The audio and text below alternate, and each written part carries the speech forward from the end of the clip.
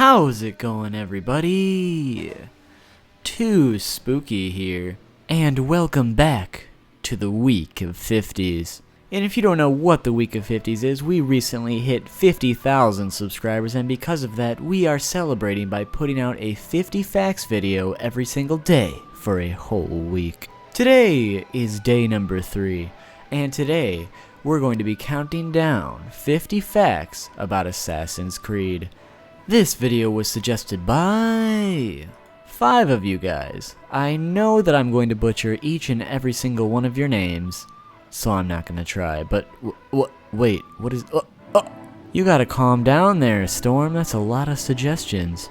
Anyways, before we jump into the video, I feel like I should just make a little disclaimer about the fact that I am not covering the first Assassin's Creed, but instead I am covering Assassin's Creed as a whole. So facts about every single game will be covered in this list, as long as it falls in the Assassin's Creed franchise. But with that in mind, put on your hood and get ready, 'cause here we go. Number 1. For the most part, almost every single person you are sent to assassinate in the Assassin's Creed games were based on a real person, and the location and time period of their deaths are also accurate. Number 2. While running over buildings in Assassin's Creed 2, an NPC can be heard saying, "Another caped crusader," which is a reference to Batman. Did somebody say Batman? Bane, now is not the time. But I broke his back. Bane! No. Okay. Number 3. The origins of Assassin's Creed are still argued to this day. However, it is reportedly based on Salvarian writer Vladimir Bartol's Alamut. I know I said that wrong, but you get the point. Number 4. There is currently an Assassin's Creed movie in the works, and it will be released December 16th, 2016. Number 5. Assassin's Creed is Ubisoft's best-selling game franchise, and Ubisoft has a total of 29 development teams, and apparently 10 of these 29 work on the Assassin's Creed franchise alone. Number 6. Although it's rather difficult, it's possible to kill 2 enemies with 1 arrow in Assassin's Creed 3. Number 7. In Assassin's Creed Syndicate, there is a shop called Henry Green's Shop, and next to that is Todd's Pies, which Todd's Pies is referencing Sweeney Todd, who was a barber that murdered his customers. And with the help of his neighbor, they made his victims into pies. Number 8. A few aspects from Assassin's Creed 3, such as hunting, were planned for Assassin's Creed 1. However, there just wasn't enough time to add them to the game, so it was set aside until Assassin's Creed 3. Number 9. Assassin's Creed 4 was originally going to begin with Edward as a child surrounded by the pirate's lifestyle and how it affected him as he grew up. However, the developers thought this would be too long of a time span to accurately tell the story and portray the character, so in the end they scrapped it. Number 10. The Animus Machine is based on Carl Jung's collective unconscious theory, which is the idea that certain thoughts and patterns could be shared between unconscious minds. Number 11. The 2 protagonists of Syndicate were originally supposed to be interchangeable at any point in the game. This was changed so each character could get exclusive story missions and better build character development. Number 12. The development team that worked on Assassin's Creed 2 was 3 times the size of the team that worked on the first game. Number 13. Assassin's Creed was originally based off Prince of Persia, and if you've played that game, you'll see the similarities. This game was going to be called Prince of Persia: Assassins. This adaptation would later branch off into its own franchise that we know as The League of Assassins. No Bane Assassin's Creed. Oh, my mistake. Number 14. In Assassin's Creed 3, if you fire a gun near some goats, they will fall over and faint. This is a reference to the fainting goat, which is a domestic goat breed that has its muscles freeze up for 10 seconds whenever they feel panicked. Number 15. When Ezio joined the Order in Assassin's Creed 2, he had his left ring finger branded. However, in Brotherhood, this brand is gone and never reappears. Number 16. The size of Paris in Assassin's Creed Unity is twice the size of the world in Assassin's Creed 3. Number 17. This is probably one of the more recognized references in Assassin's Creed, but I figured I'd include it anyway. In Assassin's Creed 2, you are rescued by your Uncle Mario, to which he does the classic Nintendo-inspired, "It's-a me, Mario." Number 18. The reason Altair is the only assassin in Assassin's Creed with his finger chopped off for the hidden blade is because Altair created a design that involved not chopping your finger off right before his death. Later assassins used this design to save hundreds of fingers, I'm sure. Number 19. Assassin's Creed Unity can feature up to 1,000 AI characters in a crowd of people, each one acting in its own way. Number 20. In Assassin's Creed 3, if you go to the manor and use stealth on the walls, then whistle, a turkey will appear close to you. Then if you input the Konami code, an assassin's hood will appear on its head.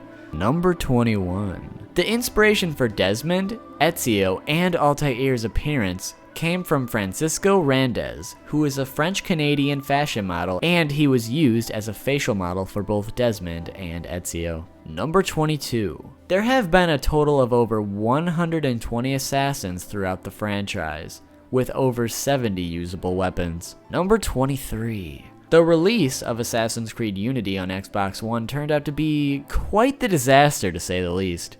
Due to multiple problems such as graphical errors, Ubisoft had to patch the game by having the individuals re-download their whole game, which ended up being a 40 gigabyte game patch, which is the biggest patch in gaming history. Number 24. Altair was originally supposed to have an Arabic accent, and the voice actor for him even auditioned and got the job using an Arabic accent, though the director made a last-minute decision for him to drop the accent and he ended up having an American one in the end, which sounds pretty out of place if you ask me. Number 25. To expand on that last fact, Altair has an accent in Assassin's Creed Revelations, so I guess they realized their mistake and fixed that for later games. Number 26. There's a dungeon in Assassin's Creed 2 where after you pull a lever and stare at the water for 30 seconds, a giant squid will swim by. This Easter egg happens again in Assassin's Creed 4 after looking through a window in a sunken underwater ship. Number 27. David Brewster from Syndicate is in possession of the head of St. Denis from Assassin's Creed Unity DLC. Nice little Easter egg. Number 28. Canoes were originally planned to be in Assassin's Creed 3, but they ended up getting cut. Number 29. With Assassin's Creed Syndicate, playtesting began very early in development due to the previous launch disaster that was Unity. They made sure to test every aspect of the game so that nothing was left unchecked. Number 30. The hook blade in Revelations was originally going to be used as an upgrade for the hidden blade. Instead, it was incorporated into the story to replace one of Ezio's broken blades. Number 31. There is a reference to Moby Dick in Black Flag where you battle it out with a big old white whale. Number 32. The Templar Order is based off the real-life Knights Templar from the Middle Ages. Number 33. Connor in Assassin's Creed 3 was voiced by actor Noah Watts, a descendant of the Blackfeet Nation. Number 34. Every single noun in the Black Flag Animus only cutscenes were capitalized because this is a nod to how they were written during that time period in English. Number 35. In the game The Witcher 2, you can find Altair laying in a pool of his own blood next to a haystack, insinuating that he missed his leap of faith and died. Number 36. So if you've played the first Assassin's Creed, you'll know how annoying it is not to be able to swim. And because of that, we get the idea that Altair never knew how to swim, and that was the reason why he couldn't. Well, it turns out this isn't true. In the Assassin's Creed 2 manual, it states that not being able to swim in the first game was a glitch in the Animus that prevented people from swimming, not because Altair had the inability to swim. Number 37. There was originally supposed to be a crossbow in the original Assassin's Creed. You can even see it in the trailers. Apparently this was removed because game testers kept killing their targets from a distance, ruining the intended gameplay. And on top of that, there were some historical inaccuracies as well. So in the end it was removed. Number 38. Assassin's Creed 4 was initially conceived during the creation of Assassin's Creed 3. They thought the naval aspect was coming together very well and wanted to do more with the golden age of pirates. Number 39. Since Syndicate was based in a time period of less than 150 years ago, the real-life inspired characters in that game still have family members in the modern day. So these real-life individuals were not made assassination targets, so they didn't offend the families of those people. Instead, fictional characters were made up to assassinate, which is different from all the previous titles. Number 40. In the first Assassin's Creed, there are multiple windows that reference Optimus Prime in truck form. Number 41. The plot for Assassin's Creed Revelations was originally going to be used for a 3DS game called Assassin's Creed Lost Legacy. After initial development began, it was scrapped and reworked into Revelations as we know it. Number 42. One developer, that's right, a single developer, spent over 2 years making the Notre Dame Cathedral for Unity. 2 whole years. And they even had to make the stained glass windows from scratch because those windows were apparently copyrighted. You can copyright windows, guys. Number 43. In past Assassin's Creed games, the developers had to make the environment based on maps and other documents because photography wasn't invented yet. However, with Syndicate, they found an abundance of photographs of both the environment and growing use of technology, which in turn made the creation of the environment much different from previous games, yet much better. Number 44. In early works of Assassin's Creed 3, Connor was able to scalp his enemies because most Native Americans would scalp people for trophies. The developers later decided that it was out of character for Connor, so they removed it from the game, on top of being pretty brutal. Number 45. Assassin's Creed Syndicate was the earliest leaked Assassin's Creed game, with screenshots leaking as early as 1 month after the release of Unity, though Syndicate was called Victory at the time. Number 46. In the E3 demo for Black Flag, Edward was shown engaging with civilians in different activities while blending in. This feature was not included in the final product. Instead, he just sits there. Number 47. According to Assassin's Creed writer Corey May, the Assassin's Creed franchise will explore a lot of historical moments throughout the coming years, but World War II will not be one of them. Personally, I hope they do one for feudal Japan. That would be sick. Number 48. To prove that an assassination was complete, assassins in Assassin's Creed would dip a white feather in their blood. This later upgraded to cloth and other methods of proof in later games. Number 49.